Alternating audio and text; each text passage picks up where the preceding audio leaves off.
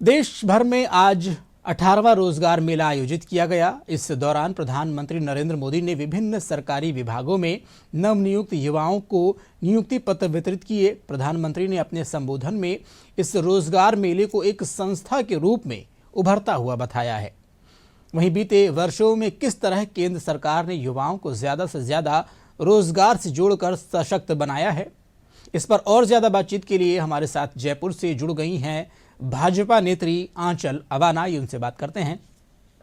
आंचल जी, सबसे पहले तो डीडी न्यूज में आपका स्वागत है और आपसे यही जानना चाहेंगे कि जिस तरीके से केंद्र सरकार और राज्य सरकार मिलकर के युवाओं के उत्थान के लिए जो कार्य कर रही है, जिसमें एक बड़ी जो आज एक लकीर खींची गई है युवाओं को नियुक्ति पत्र देने का, आपको क्या लगता है कि सरकारें युवाओं के लिए क्या कुछ कर रही हैं और ये उस दिशा में कितना बड़ा कदम मानती हैं आप?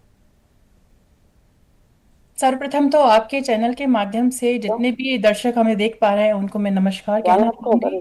और देखिए, जैसा कि मैं कहती हूँ कि ये सशक्त भारत है, ये सशक्त भारत का नियुक्ति पत्र है जो 18वीं रोजगार मेले के तहत हमारे माननीय प्रधानमंत्री जी ने जो आज नियुक्ति पत्र भेंट किए हैं। जी, पूरे देश भर में 61,000 से ज्यादा, मैं कहती हूँ कि 61,000 से प्लस में ही नियुक्ति पत्र को बांटा गया है। पीएम नरेंद्र की अगुवाई वाली ये सरकार गरीबों की सरकार मानी जाती है, क्योंकि पहले की सरकार की कार्यकाल में नियुक्ति पत्र का समय तय नहीं होता था, जैसा कि आप सब जानते हैं और जितने जी, भी दर्शक देख पा रहे हैं मुझे उन्हें भी जैसे विदित है कि पहले की जो सरकार थी उसके कार्यकाल में नियुक्ति पत्र का समय सीमा तय नहीं हो पाती थी, भ्रष्टाचार के अवसर बनाए जाते थे।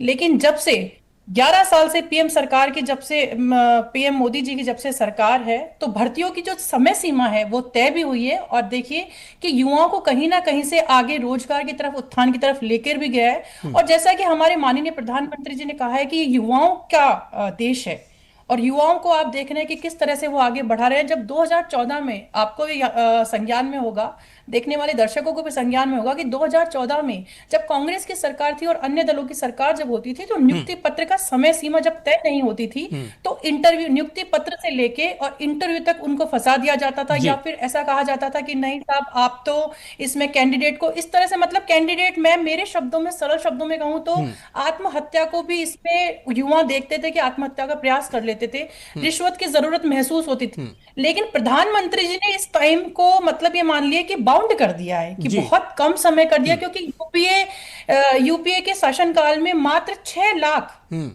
भर्तियों, युवाओं को भर्ती मिली थी। और आप देखेंगे कि आज जिस तरह से युवा प्रसन्न चित्त में रह रहे जी, हैं और जी। युवाओं को जिस तरह से आंचल मोदी जी जी, ने आगे मेरा बढ़ाया है, सवाल तो मुझे है कि लगता है कि इतना एक कुछ एक सरकार कर नया रही है। एक नया भारत। जी आंचल जी, मेरा सवाल ये है कि आप सरकार देखिए, इतना कुछ कर रही है। केंद्र जी, में तो कर ही रही है, और हमारी राज्य सरकार जिस तरह से भजन लाल जी ने अभी, आज तो अजमेर में हुआ है, माननीय केंद्रीय मंत्री जी ने जिस तरह से 333 नियुक्ति पत्र सौंपे हैं भागीरथ चौधरी जी ने।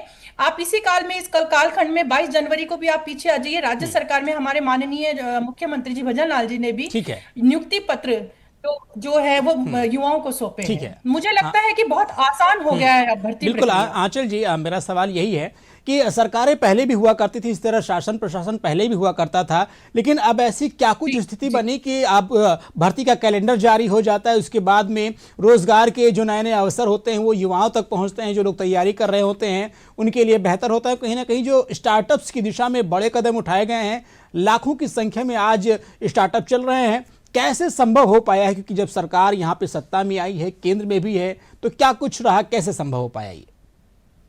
देखिए, मैं आपको फिर से कहना चाहूंगी कि युवाओं का इस भारत को देश कहा गया है कि मेक इन इंडिया, जैसे हमारे माननीय प्रधानमंत्री जी का सपना है कि make in India, startup India से औद्योगिक निवेश को बढ़ावा भी मिला है, आप देख रहे हैं, जिससे रोजगार का सृजन भी हुआ है। आप खुद देखते हैं, रेलवे, हाईवे, मेट्रो और इंफ्रास्ट्रक्चर, इनको काफी बढ़ावा मिला है। तो मुझे लगता है कि गतिशील देश है भारत, जैसा जी, विकसित देश है, जिसे हमारे माननीय प्रधानमंत्री जी ने, मुझे लगता है कि जो सपना हम लोगों ने कहते थे कि भारत सोने की चिड़िया है, तो वो सोने की चिड़िया कहीं ना कहीं से हम लोग देखते थे कि कहीं देखने को नहीं मिलेगी।